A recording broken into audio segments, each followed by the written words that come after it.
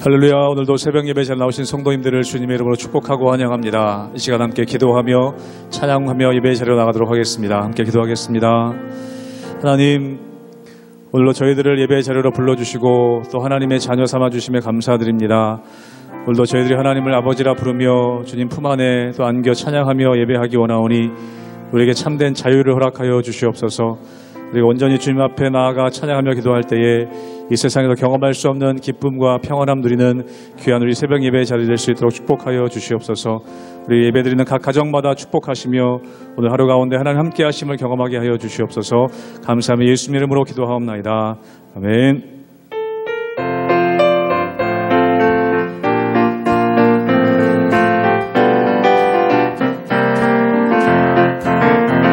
내 진정 사모하는 친구가 되시는 우주 예수님은 아름다워라.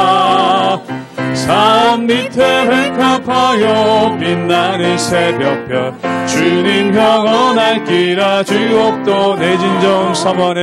내 진정 사모하는 친구가 되시는 우주 예수님은 아름다워라. 산 밑에 획합하여 빛나는 새벽별 주님 영원할 길아 주옵도다. 내 맘이 아플 적에 큰 위로 되시며 나 외로울 때 좋은 친구라. 주는 저 산 밑에 백합 빛나는 새벽별 이 땅 위에 비길 것이 없도다. 내 맘의 모든 염려 이 세상 오락도 주님 항상 같이 하여 주시고, 시험을 당할 때에 악마의 개교를 즉시 물리치사 나를 지키네. 온 세상 날 버려도 주 예수 안 버려 끝까지 나를 돌아보시니. 주는 저 산 밑에 백합 빛나는 새벽별 이 땅 위에 비길 것이 없도. 내 맘을 다하여서 주님을 따르며 길이 나를 사랑하리니. 불이 두렵지 않고 창검도 겁없네. 주는 높은 산속 내 방패시라. 내 영혼 먹이시는 그날 누리고 나 친히 주를 뵙기 원하네. 주는 저 산 밑에 백합 빛나는 새벽별 이 땅 위에 비길 것이 없도. 내 영혼 먹이시는 그날 누리고 나 친히 주를 뵙기 원하네. 주는 저 산 밑에 백합 빛나는 새벽별 이 땅 위에 비길 것이 없도다.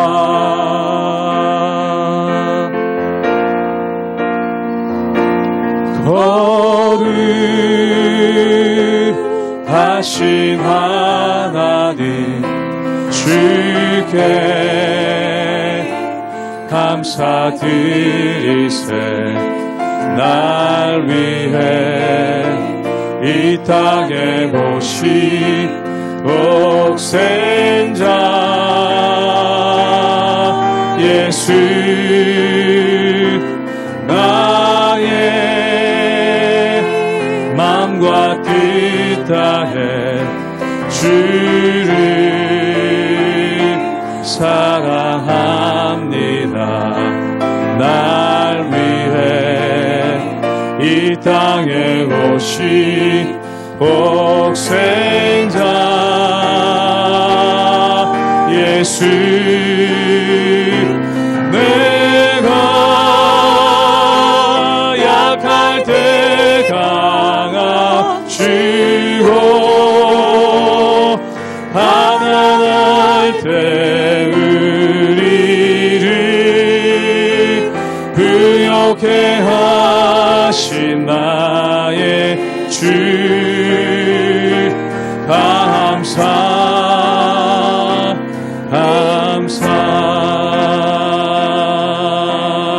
거룩하신 하나님, 거룩하신 하나님, 주께 감사드리세. 날 위해 이 땅에 오신 복생자 예수, 나의 맘과 뜻 다해, 나의 맘과 뜻 다해 주를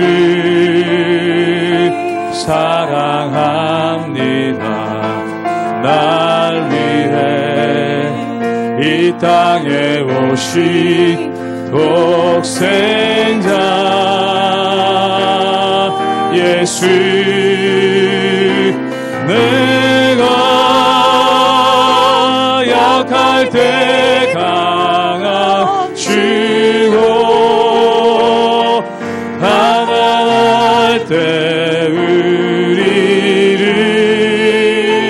부욕해 하신 나의 주 감사. 내가 약할 때 강함 주고 가난할 때 우리를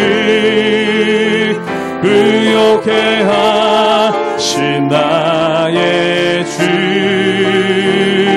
우리 한 번 더 고백하겠습니다. 내가 약할 때 강함 주고, 내가 약할 때 강함 주고 가난할 때 우리를 부욕해 하신 나의 주 감사 감사.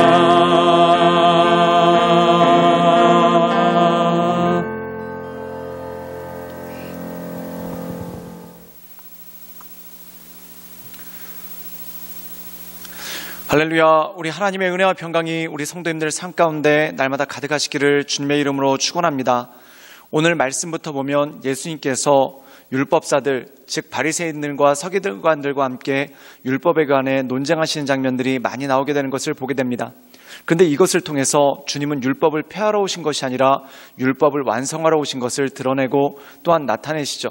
그런데 그럼에도 불구하고 이 바리새인들과 서기관들은 자신들이 알고 있는 전통에 사로잡혀서 예수님께서 전해주시는 진정한 율법의 의미에 대해 알지 못했다는 것입니다.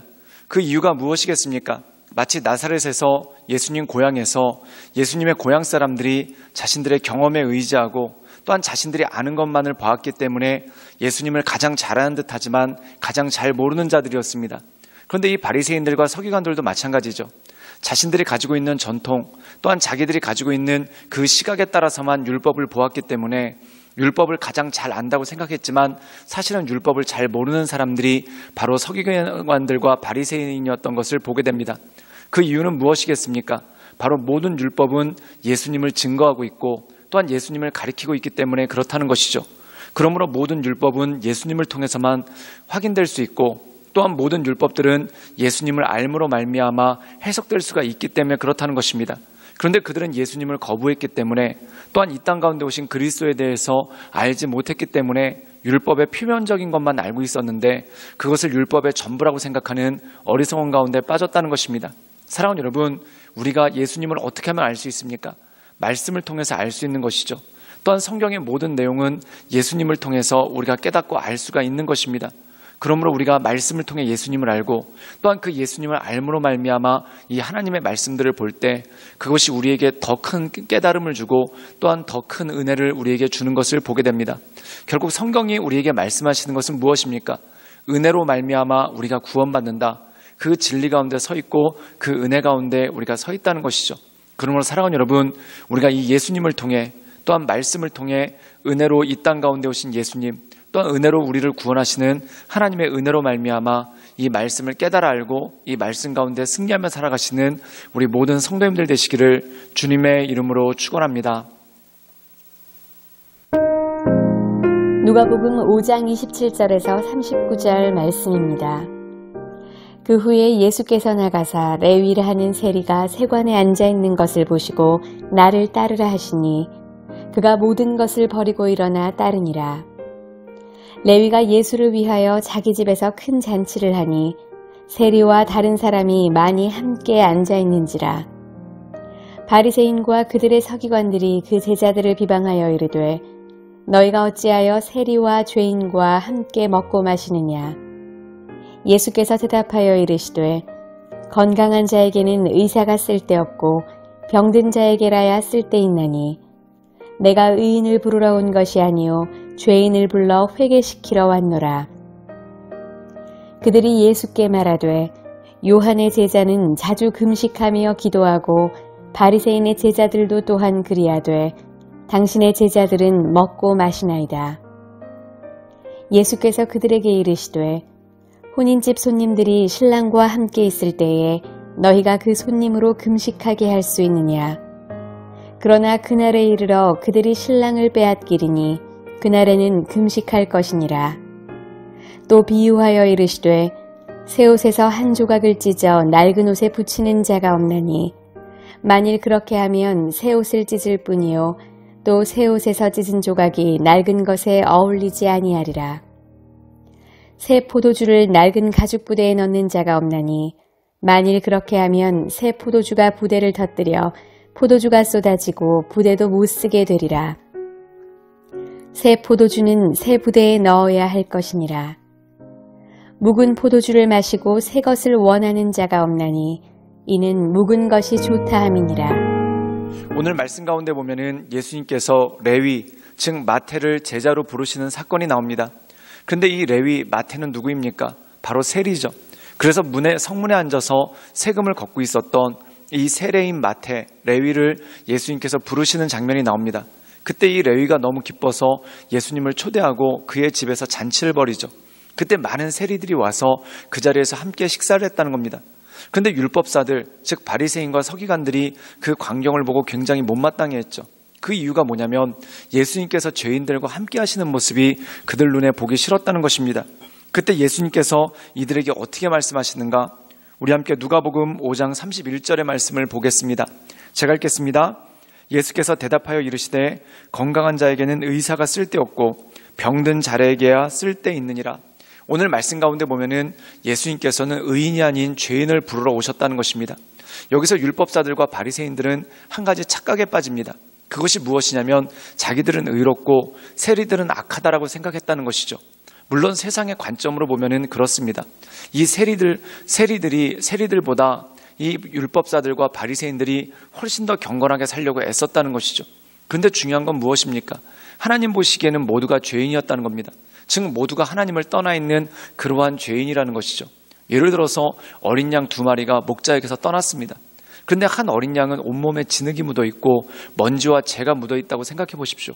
그리고 또 한 어린 양은 깨끗한 모습을 가지고 있다고 생각해 보십시오. 그러면 그 중에 누가 더 좋겠습니까? 누가 더 의롭겠습니까? 물론 깨끗한 어린 양이 지저분 어린 양보다는 좀 낫겠죠. 그런데 그 둘에게는 공통점이 있는데 그것이 무엇이냐면 둘 다 목자를 잃어버렸다는 것입니다. 즉 목자를 떠났기 때문에 결국 이레의 밥이 될 수밖에 없다라는 것이죠. 그런데 이 율법사들은 그것을 생각하지 못했다는 겁니다.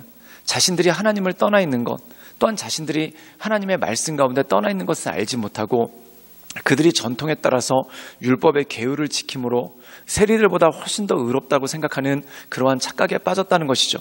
그런데 예수님께서는 의원에게 병자에게 의원이 쓸데있듯이 예수님은 죄인을 부르러 오셨다라고 말씀하고 있습니다. 그럼 죄인이란 누구입니까? 자신의 죄가 뭔지를 아는 사람, 즉 자신의 연약함을 아는 사람이 온전히 예수님께 나올 수 있는 모습이 있다라는 것이죠. 세리들은 자신들의 죄를 너무나 잘 알았습니다. 그렇기 때문에 예수님께 나올 수 있었죠. 그런데 율법사들은 자신들의 죄가 없다라고 생각하기 때문에 오히려 예수님께 나오지 못하는 그러한 모습이 그 가운데 있다라는 것입니다. 사랑하는 여러분, 교만한 사람은 하나님께 나갈 수가 없습니다. 그 이유가 뭘까요? 나의 부족함을 모르기 때문에 기도하지 않고 나의 연약함을 모르기 때문에 하나님께 간구하지 않는 그러한 모습이 그 가운데 있다라는 것이죠. 그때 예수님께서 이 율법사들과 대화를 나누시면서 예수님께서 이 땅 가운데 오신 이유, 즉 모든 사람들을 죄로부터 구원하기 위해 이 땅 가운데 오신 이유를 설명하고 있었다는 것입니다. 그런데 이때 율법사들과 바리새인들은 또 다른 질문을 이어갑니다. 그것이 뭐냐면 이 세례 요한의 제자들과 바리새인들은 전통에 따라 금식을 하는데 왜 예수님의 제자는 금식을 하지 않느냐는 것입니다. 사랑하는 여러분, 이 당시 그들은 절기에 따라서 또는 전통에 따라서 금식을 했다는 것이죠. 그런데 이들이 했던 금식은 일종의 종교적인 의식이었지 이 금식의 의미가 무엇인지 그들은 알지 못했다는 것입니다. 사랑하는 여러분, 예수님께서는 이들에게 말씀하시죠. 금식할 때가 있고 또한 금식하지 않을 때가 있다. 지금은 금식하지 않을 때라는 겁니다. 그 이유가 뭐냐면 이 땅에 구주로 오신 예수님이 이 땅 가운데 오셨기 때문에 예수님의 말씀을 듣고 그 말씀 가운데 나가는 것이 중요하다는 것이죠. 또한 예수님께서 십자가에 못 박히게 되시면 제자들에게 금식할 때가 온다는 겁니다. 즉 다시 말해서 모든 것이 때가 있고 모든 것이 기한이 있다라는 말씀이죠. 사랑하는 여러분, 예수님을 통해서 모든 율법은 해석이 됩니다. 근데 이들은 예수님을 이해하지 못하고 자신들이 가지고 있는 전통에 따라서만 하려고 하니까 종교 생활은 열심히 하는 것 같은데 그 의미도 모르고 하나님께서 주시는 그 은혜 가운데 나가지도 못하는 그러한 어리석음이 그 가운데 있더라는 것입니다.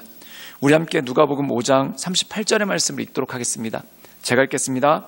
새 포도주는 새 부대에 넣어야 할 것이니라. 오늘 말씀 가운데 보면은 예수님께서 율법의 전통이 아니라 하나님의 은혜, 즉 예수 그리스도를 통해 모든 율법이 해석됨에 대해서 말씀해 주시고 계신데 두 가지 비유를 두십니다. 첫 번째는 헌 옷에다가 새 뱃조각을 붙일 수 없다는 겁니다. 이 말의 뜻은 뭐냐면 이 당시 옷감은 한 번 빨면 줄어듭니다. 헌 옷이라는 것은 뭐냐면 몇 번 빨았기 때문에 옷이 확실하게 줄어들었다는 것이죠. 근데 만약에 그 줄어드는 옷에다가 생배를 붙인다고 생각해 보십시오. 그럼 어떻게 되겠습니까? 이 생배를 붙이고 다시 옷을 빨면은 헌 옷은 이미 줄었기 때문에 줄어들질 않습니다. 그런데 이 생배는 처음 빨았기 때문에 줄어들겠죠. 그래서 결국 이 줄어드는 옷이 다른 옷감을 당겨서 결국 옷의 모양이 헝클어지고 또 심한 경우에는 찢어지기도 하는 그런 일들이 생긴다는 것입니다. 그러므로 헌 옷에는 생배를 붙이지 않는 그러한 모습이 있었다는 것이죠. 즉 다시 말해서 율법의 전통은 예수 그리스도를 통해서 새롭게 해석됩니다. 즉 예수님을 알지 못하는 채 자신들의 전통에 따라서 신앙생활을 하려고 한다면 결국 어그러진 신앙생활을 할 수밖에 없다는 것이죠. 그것에 대한 예로 또 하나 말씀하시는 것이 바로 새 부대와 새 포도주입니다. 이 포도주는 처음에 포도즙 상태가 되는데 가죽 부대에 담습니다. 그럼 이 포도즙이 발효가 되면서 포도주가 되죠. 그리고 이 발효가 되면서 가스가 차오르기 때문에 이 가죽 부대가 부풀어 오른다는 겁니다. 그런데 한 번 썼던 헌 가죽 부대는 이미 부풀었기 때문에 더 이상 부풀질 않습니다. 그런데 만약에 거기다가 새 포도주를 넣으면 어떻게 되겠습니까? 새 포도주가 발효되면서 부풀어 오르는데 이 헌 가죽 부대는 더 이상 늘어나질 않기 때문에 결국 터질 수밖에 없다는 것이죠. 즉 다시 말해서 예수님께서 이 땅 가운데 오심으로 하나님의 은혜에 대해서 우리에게 선포하신다는 것입니다. 그러므로 과거 구약에서 나오는 율법의 습관을 버리고 구약의 완성되신 예수님을 바라봄으로 모든 것들을 새롭게 할 수 있는 능력이 그 가운데 있다라는 것이죠. 즉 다시 말해서 구약과 신약은 모두 예수님을 통해서 완성되고 또한 예수님을 통해서 그 모든 것들을 이해할 수 있다는 것입니다. 그래서 예수님 없이, 예수님에 대한 이해 없이 구약 성경을 읽는 것은 마치 그림자를 보는 것과 똑같이 희미하고 그 실체를 알 수가 없다라는 것이죠. 그렇기 때문에 이사야 선지자는 메시아에 대해서, 구원자에 대해서 참 많이 말씀하고 있습니다. 결국 이 율법사들과 바리새인들은 자신들의 구약의 율법은 열심히 지켰지만 하나님께서 그 율법을 주신 의미가 무엇인지, 그리고 그 율법들이 예수 그리스도를 증거한다는 것을 알지 못한 채 기계적으로 전통만 지키려고 했기 때문에 결국 그들이 온전한 신앙 가운데 나갈 수가 없었다라는 것입니다. 사랑하는 여러분, 그러므로 우리가 이 세상 살아갈 때 말씀을 마음에 깊이 새기고 또한 그 말씀을 우리 마음 가운데 묵상하고 또한 예수님께서 이 땅 가운데 오신 의미가 무엇인지 예수 그리스도를 알므로 말미암아 우리가 말씀을 밝히 이해할 수 있는 능력이 그 가운데 있다라는 것이죠. 그러므로 사랑하는 여러분, 우리가 말씀을 가까이 하고 또한 예수님을 가까이 함을 통해 우리에게 주신 하나님의 뜻이 무엇인지, 또한 우리가 매일같이 신앙생활하는 것이 단지 종교적인 의식이나 종교적인 습관 또는 종교적인 전통이 아니라 날마다 우리의 삶 가운데 새롭게 역사하시는 그 하나님의 은혜를 받아 누릴 수 있도록 날마다 주님 앞에 열심으로 또한 온전함으로 나가시는 우리 모든 성도님들 되시기를 주님의 이름으로 축원합니다.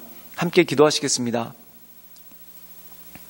늘 언제나 살아서 역사하신 주님, 우리가 날마다 주님을 바라보며 주님의 은혜 가운데 그 인도하신 가운데 나가기를 원합니다. 하나님, 우리가 세상의 종교적인 관습이 아니라 오직 예수 그리스도로 말미암아 우리에게 새 힘 주시고 새 능력 주시는 그 하나님만을 바라보며 하나님의 은혜 가운데 날마다 온전히 나갈 수 있도록 주여 도와주시고 주님 역사하여 주시옵소서. 예수님의 이름으로 감사하며 기도드리옵나이다. 아멘.